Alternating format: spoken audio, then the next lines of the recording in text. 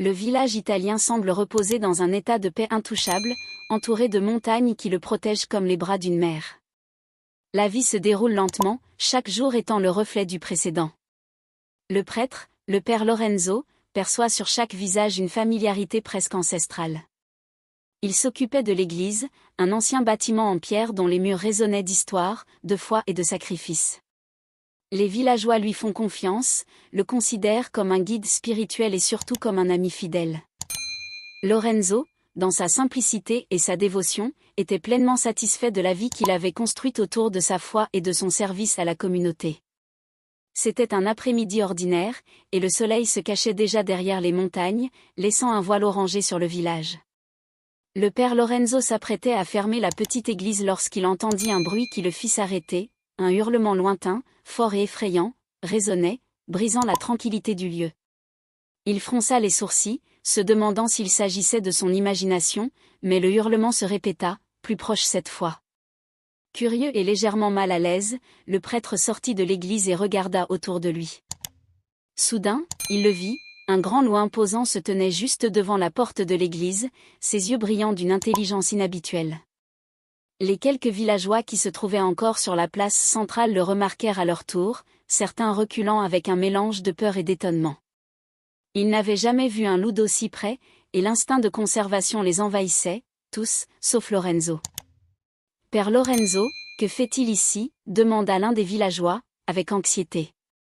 Le prêtre resta silencieux, les yeux fixés sur l'animal qui semblait l'observer avec une intensité inhabituelle. Il y avait quelque chose d'étrange dans ce regard. Il pouvait presque sentir une urgence dans la posture du loup.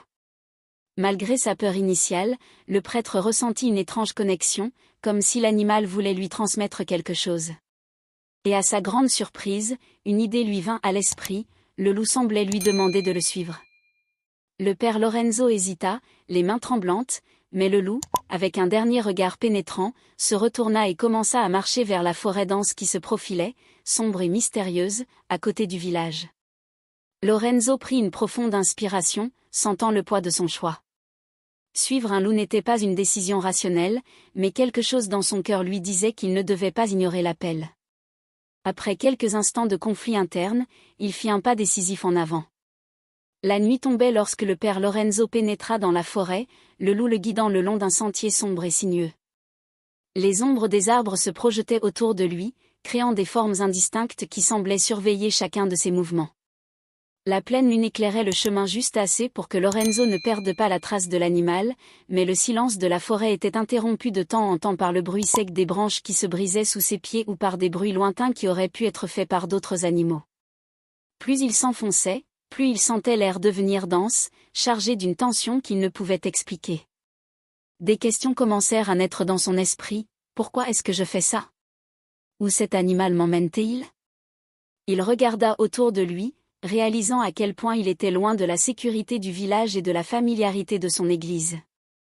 Malgré sa foi inébranlable, il n'avait jamais ressenti une telle incertitude. Dans l'obscurité, les yeux du loup se tournèrent vers lui, brillant d'une teinte jaunâtre à la lumière de la lune. Lorenzo s'arrêta, essayant d'ôter la peur qui l'envahissait. Au fond de lui, il savait qu'il était là pour une raison qui le dépassait. Il prit une profonde inspiration, se rappelant les vœux qu'il avait faits à sa foi et à sa communauté. Ses promesses, pleines d'abandon et de dévotion, résonnaient maintenant comme une force qui l'encourageait à continuer. Quelque chose dans son âme lui disait que faire confiance à ce loup était le bon choix. « Si telle est ma mission, alors que ta volonté soit faite », murmura-t-il, comme si ces mots le reliaient à quelque chose de plus grand. Puis, après ce qui lui sembla être des heures de marche, le loup s'arrêta devant lui. Une clairière, illuminée par le clair de lune, se dévoilait entre les arbres. Un endroit qui semblait isolé du reste de la forêt, presque comme un sanctuaire caché. Lorenzo sentit son cœur s'emballer à la vue d'une louve allongée dans les hautes herbes. Elle était blessée, et autour d'elle, ses louveteaux étaient blottis, leurs yeux effrayés et attentifs à l'étranger qui s'approchait. Le prêtre ressentit une vague de compassion lorsqu'il vit la louve essayer de se relever, ses forces faiblissant. Il comprit alors la raison de l'appel du loup, l'animal lui avait fait confiance pour sauver sa famille. Lorenzo s'agenouilla près de la louve, les yeux attentifs aux petits détails de la blessure. Elle était profonde et manifestement causée par une sorte de piège de chasse. Il savait que la situation était délicate, mais quelque chose dans son cœur lui disait qu'il était là où il devait être. Le père Lorenzo s'agenouilla près de la louve blessée, essayant d'évaluer la gravité de la situation. Sa respiration était lourde, et un filet de sang coulait le long de sa patte arrière, tachant l'herbe autour d'elle. Les louveteaux le fixaient, curieux et méfiants, tandis que le loup mâle l'observait attentivement, les yeux remplis d'un étrange mélange d'urgence et de foi. Lorenzo prit une profonde inspiration, sentant le poids de la responsabilité qui lui incombait désormais. Il essaya de se souvenir des quelques connaissances en premier secours qu'il avait acquises à une époque révolue et commença à improviser avec le matériel qu'il avait sous la main. Il enleva sa veste et déchira l'une des manches, créant ainsi des bandes de tissu qu'il utiliserait pour arrêter l'hémorragie. « Venez, mademoiselle, je suis là pour vous aider », murmura-t-il en s'approchant lentement de la louve. Le loup mâle poussa un petit grognement, un son grave, mais qui exprimait clairement un avertissement. Lorenzo s'arrêta, levant les mains en signe de respect, et regarda directement le loup. « Je veux juste aider ta compagne. Elle est blessée, et tu as besoin d'elle. »« Nous en avons tous besoin, » dit-il d'un ton calme et conciliant. Comme s'il comprenait les intentions du prêtre, le loup mâle se détendit un peu, mais ses yeux restèrent attentifs, suivant chacun de ses mouvements. Lorenzo se pencha à nouveau et mouilla les bandes de tissu dans une bouteille d'eau qu'il portait sur lui, nettoyant soigneusement la plaie. Alors qu'il appliquait les bandes de tissu sur la plaie, il se rendit compte que les chiots s'approchaient, le reniflant avec curiosité. C'était une scène surréaliste, un prêtre au milieu de la forêt, entouré d'une famille de loups qui, pour une raison quelconque, semblait lui faire confiance. Les yeux de Lorenzo se remplirent de larmes, non pas de peur, mais d'une profonde compassion et d'une connexion inattendue avec ces créatures. Il se rendit compte que, tout comme il veillait sur les villageois, il était là pour veiller sur ces loups, pour protéger ce qui lui avait été confié, qu'il s'agisse d'humains ou d'animaux.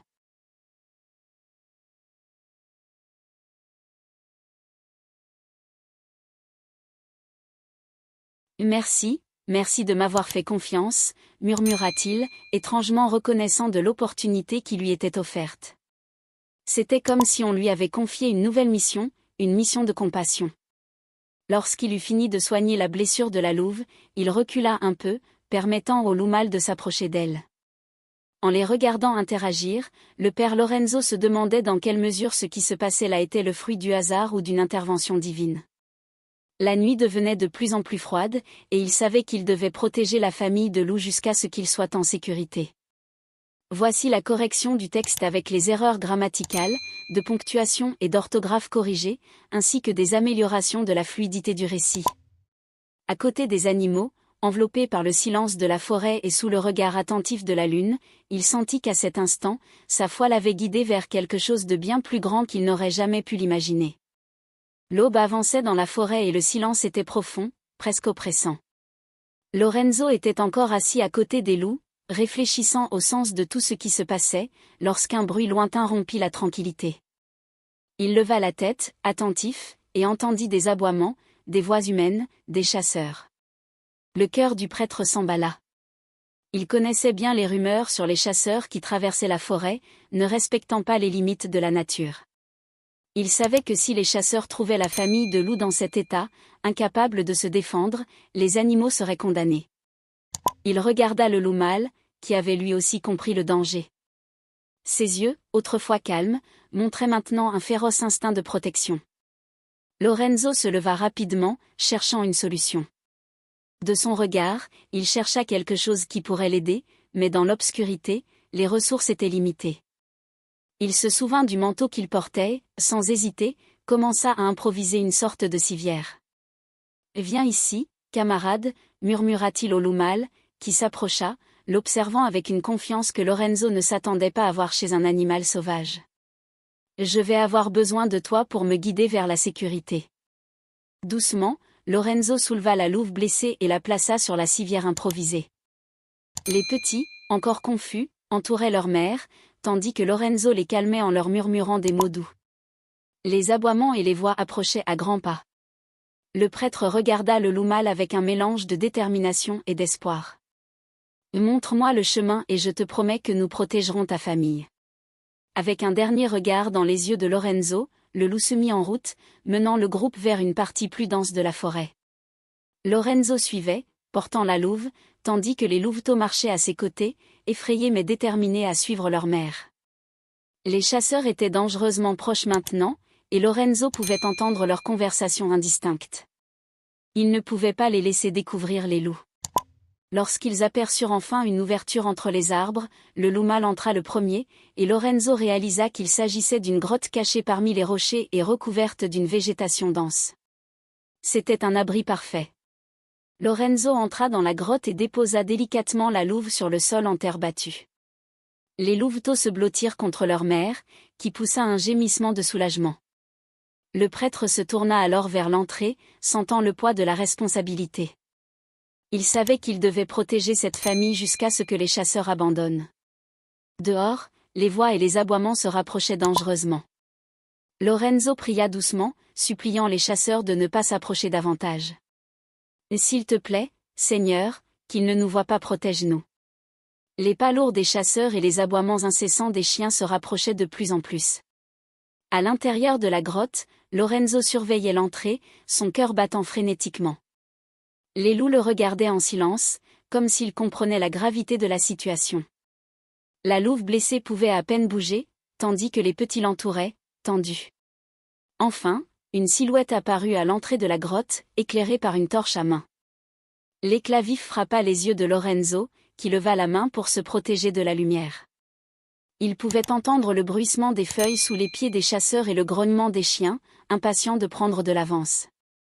« Qui est là ?» s'écria une voix dure, se répercutant sur les parois de la caverne. Lorenzo sentit tout son corps devenir mou, mais il ne broncha pas. Il prit une profonde inspiration, d'un pas ferme, se dirigea vers l'entrée de la grotte, se plaçant entre les chasseurs et la famille de loups. « Je suis le père Lorenzo, le curé du village, » dit-il d'un ton calme mais ferme. Les chasseurs, surpris, baissèrent légèrement leurs armes, mais gardèrent leurs chiens contenus et attentifs. « Mon père, que faites-vous ici, au milieu de la forêt ?» demanda l'un des chasseurs, fronçant les sourcils avec une méfiance évidente. « Je suis ici pour protéger ces créatures de Dieu, » répondit Lorenzo, sentant le poids de chaque mot. « Elles sont blessées et sans défense. Elles n'ont aucun moyen de se défendre. » Les chasseurs se regardèrent, visiblement troublés. L'un d'eux, un homme âgé, s'avança, tenant toujours la lanterne qui éclairait le visage de Lorenzo. « Ce sont des loups, père, des animaux dangereux. Ils ont déjà attaqué nos troupeaux et nos enfants. Pourquoi devrions-nous les épargner ?» Lorenzo prit une profonde inspiration. Il savait qu'il ne serait pas facile de convaincre les chasseurs, mais il savait aussi qu'il devait essayer. Il s'approcha lentement, laissant entendre sa voix basse mais pleine de sincérité. « Je sais que vous avez peur d'eux, mais ces loups ne représentent aucune menace. Ils n'ont pas le choix, ils essaient juste de survivre, comme nous. » Il leva la main, désignant l'intérieur de la grotte. La louve est blessée, prise dans un piège. Elle a besoin de soins, pas de souffrance supplémentaire. Les chasseurs restèrent silencieux, hésitants. Le chef du groupe regarda le prêtre, puis les autres hommes, semblant partager entre la compassion et la peur profonde. « Père, nous comprenons ce que vous dites, mais la forêt a ses règles. Il y a les chasseurs, et nous aussi. Nous ne pouvons pas laisser ces animaux en liberté. Ils ont déjà causé beaucoup de problèmes, » insista le chasseur. Mais sa voix était maintenant moins convaincante. Profitant de l'ouverture, Lorenzo s'avança, se rapprochant du chasseur. Les chasseurs, surpris, baissèrent légèrement leurs armes, mais gardèrent leurs chiens contenus et attentifs. Lorenzo resta à l'entrée de la grotte, écoutant les pas qui s'éloignaient jusqu'à ce que tout redevienne silencieux. À l'intérieur de la grotte, le loup mâle s'approcha de Lorenzo, ses yeux exprimant une gratitude silencieuse. Le prêtre, dont le cœur battait encore la chamade, ressentit une profonde paix en réalisant que, pour cette nuit au moins, la compassion avait prévalu.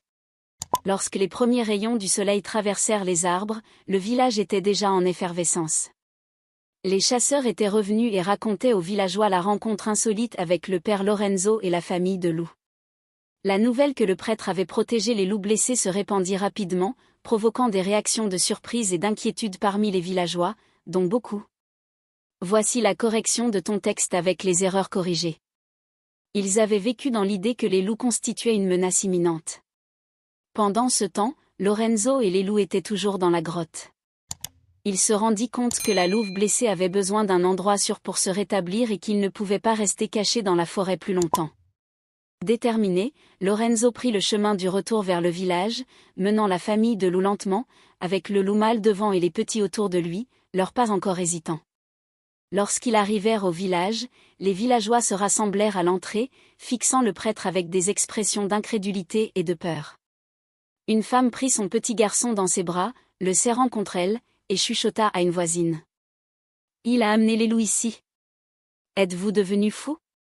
Lorenzo leva la main, demandant le calme.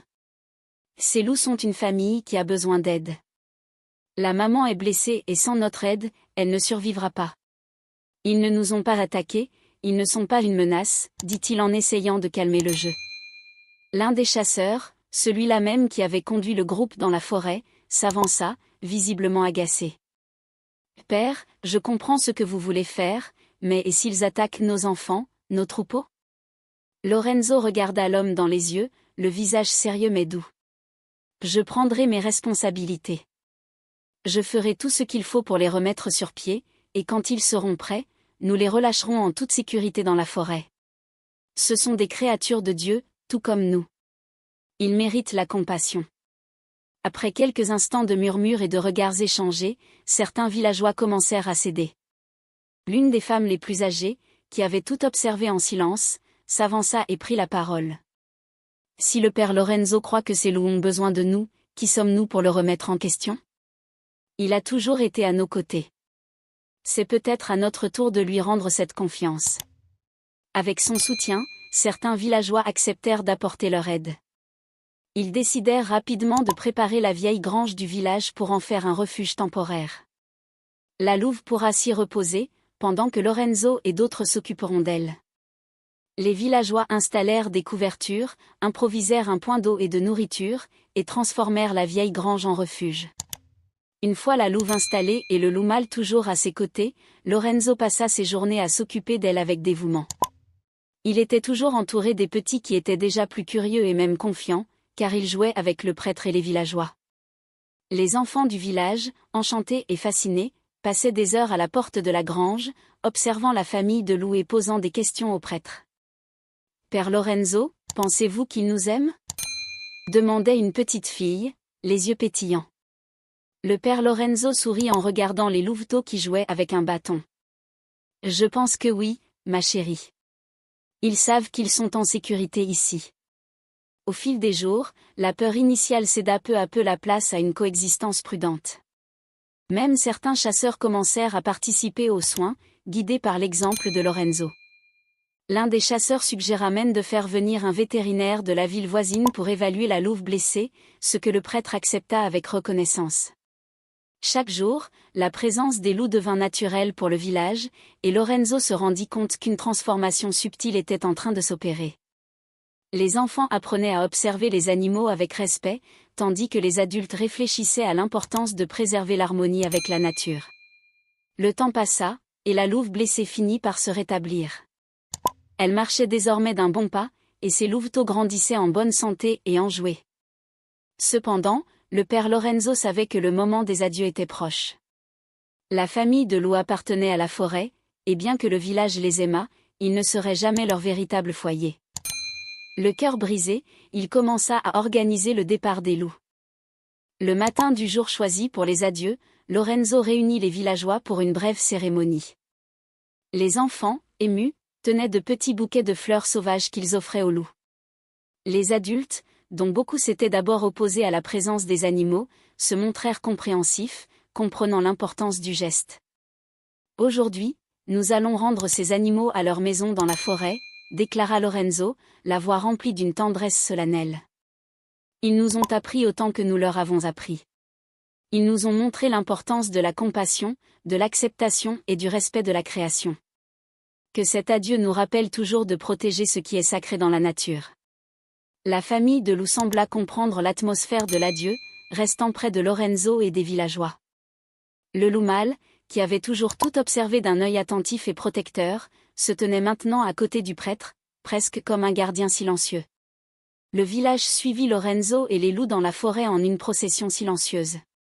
Enfants et adultes marchaient ensemble, suivant la famille de loups le long du sentier qui s'ouvrait entre les arbres. Au bout d'un moment, ils arrivèrent dans une clairière ensoleillée où Lorenzo estima que c'était l'endroit idéal pour laisser les loups retrouver la liberté. Lorenzo s'agenouilla à côté du mâle et de la femelle, caressant leur fourrure.